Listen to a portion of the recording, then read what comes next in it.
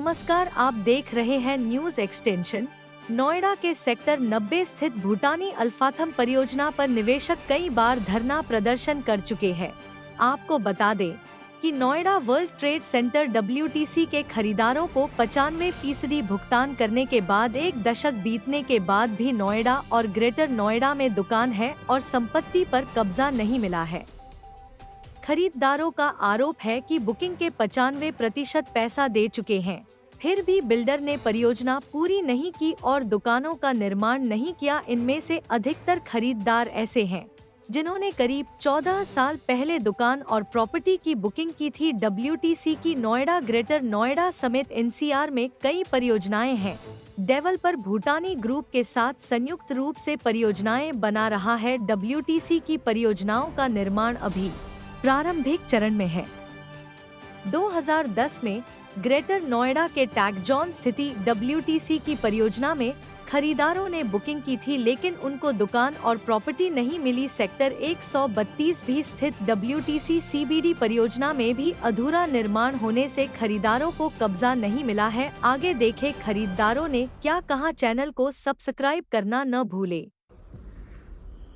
नमस्कार विपुल जी, आपका स्वागत है। आप बायर हैं WTC world trade centre Noida के। तो आप मुझे बताइएगा कि क्या समस्याएं चल रही हैं वहाँ पे। आप कई दिन से प्रोटेस्ट कर रहे हैं वहाँ पर, और कई दिन क्या कई महीने हो गए हैं आपको प्रोटेस्ट करते हुए, और क्या नतीजा निकला है, वो सारी चीजें हमें आप ब्रीफ से थोड़ा बताइएगा। बेसिकली मैं सब लोगों को ये बताना चाहता हूँ, ये फ्रॉड है, ये स्कैम है 5,000 करोड़ का, और इसमें इन्वॉल्व है 20,000 लोग सफर हैं, 20,000 बायर्स हैं, और इसका जो मेन करता है उसका नाम है आशीष भल्ला। आशीष भल्ला एक हैबिचुअल ऑफेंडर है। ये आज से नहीं कर रहा, 2009-10 से कर रहा है। इसकी पहली कंपनी थी AN बिल्डर, वहां से करता है। इसका मॉडल बिल्कुल क्लियर है। ये एश्योर रेंटल पे देता है, और उसमें इसके जो ब्रोकर्स इन्वॉल्व होते हैं उसको हैफ्टी कमीशन देता है। तो इसलिए ब्रोकर हार्ड सेलिंग करते हैं और कस्टमर को फंसा देते हैं इमोशनली और बाकी तरह से। इसने बेसिकली क्या किया है कि WTC USA के ब्रांड को ले रखा है, उसकी फ्रेंचाइजी ले रखी है। उसकी फ्रेंचाइजी से कंफ्यूज होके ये लोग समझते हैं, बाहर समझते हैं कि ये वर्ल्ड ट्रेड सेंटर USA का प्रोजेक्ट है, पर एक्चुअली ऐसा नहीं है। ये वॉलंटियर रेड आशीष भल्ला की कंपनी है। उस कंपनी का नाम है world trade centre WTC Noida development company. Vipul ji, हम जानना चाहेंगे कि आपसे कि कितने लोग होंगे ऐसे पीड़ित आप जैसे जो इस प्रोजेक्ट में फंसे हुए हैं।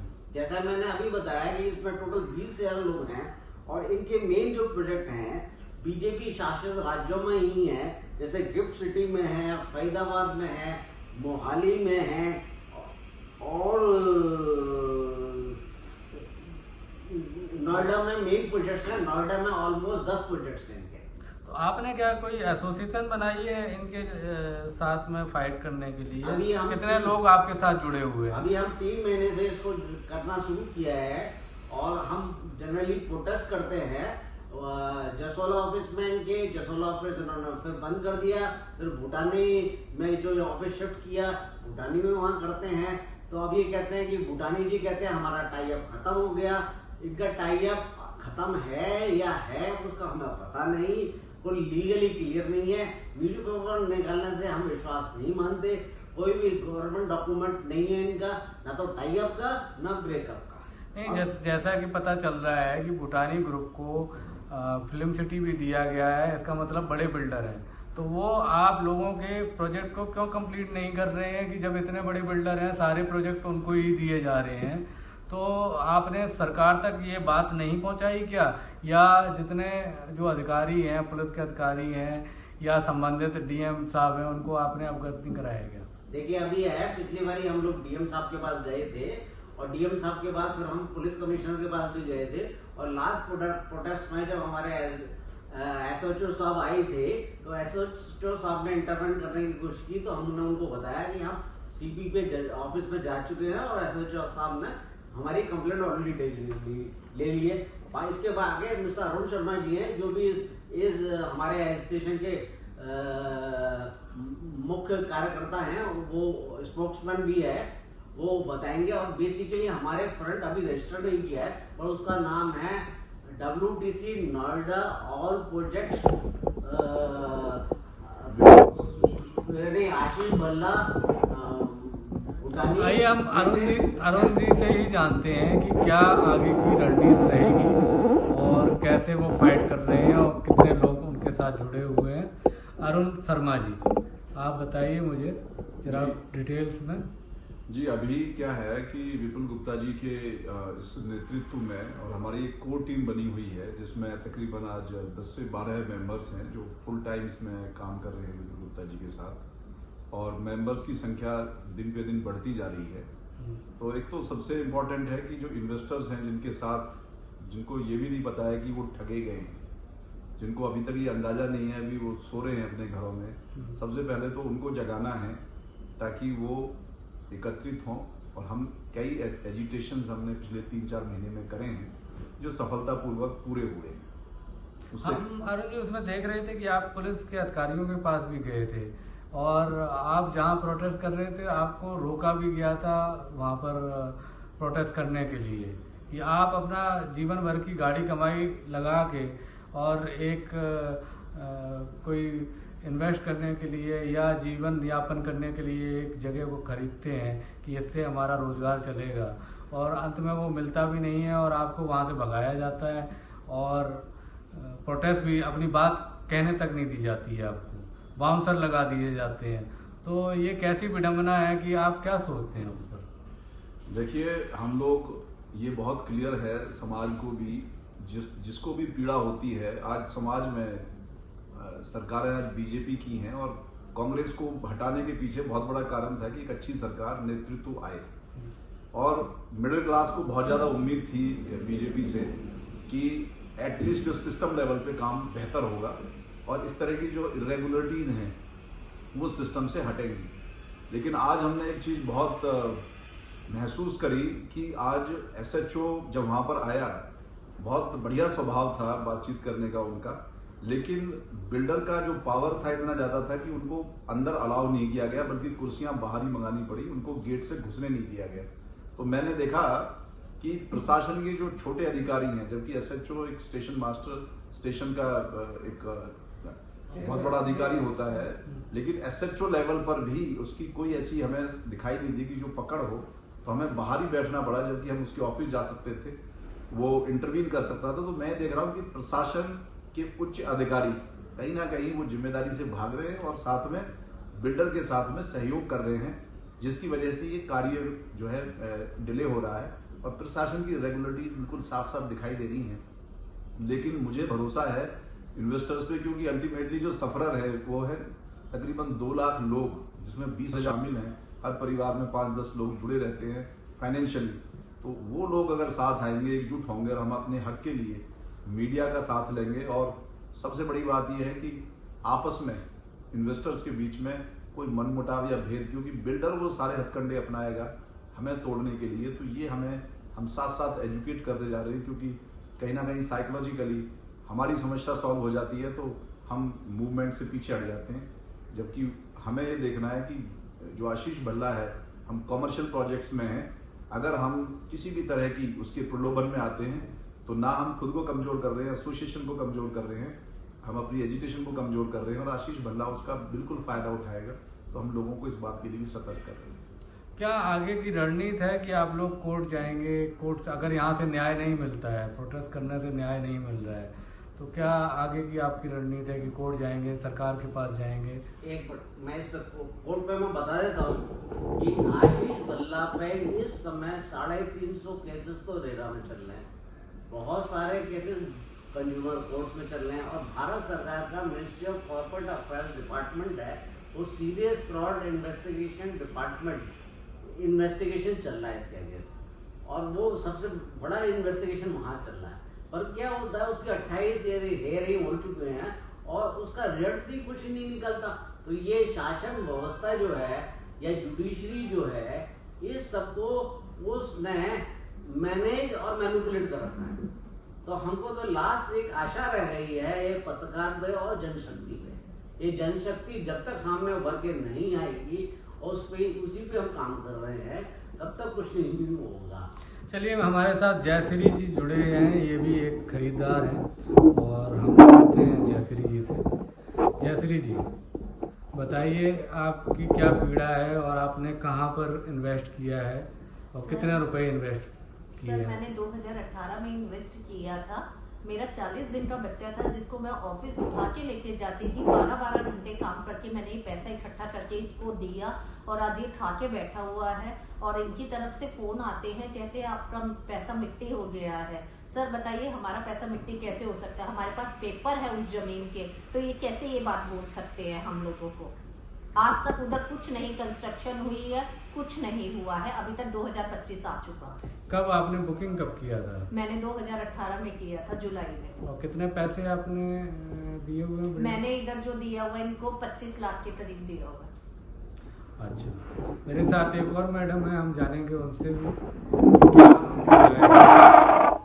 मैं डॉक्टर हूँ इस प्रोजेक्ट में 2019 में स्क्वायर यार्ड्स कंपनी है, उसके थ्रू ये नोएडा CBD में एक यूनिट लिया, जिसके मैंने अप्रैल 2019 से 20 जून तक मैंने नियरली 40 लाख भरे और उसके बाद 2021 तक मेरे को अश्योर्ड रिटर्न्स आते रहे।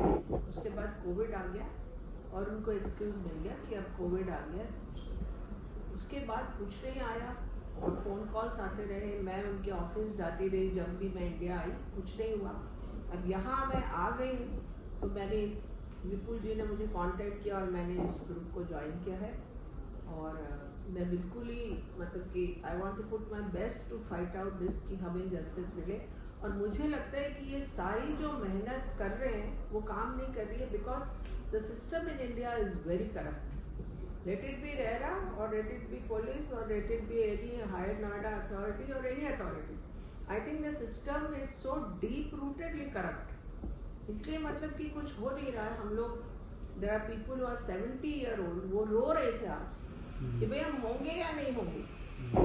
और अब आप मुझे ही देखिए, I am a single lady, मेरे तीनों बच्चे वेस्टर्न कंट्रीज में हैं, कौन आके फॉलो अप करेगा? आपने मैडम कब बुक किया था? मैंने 2019 में।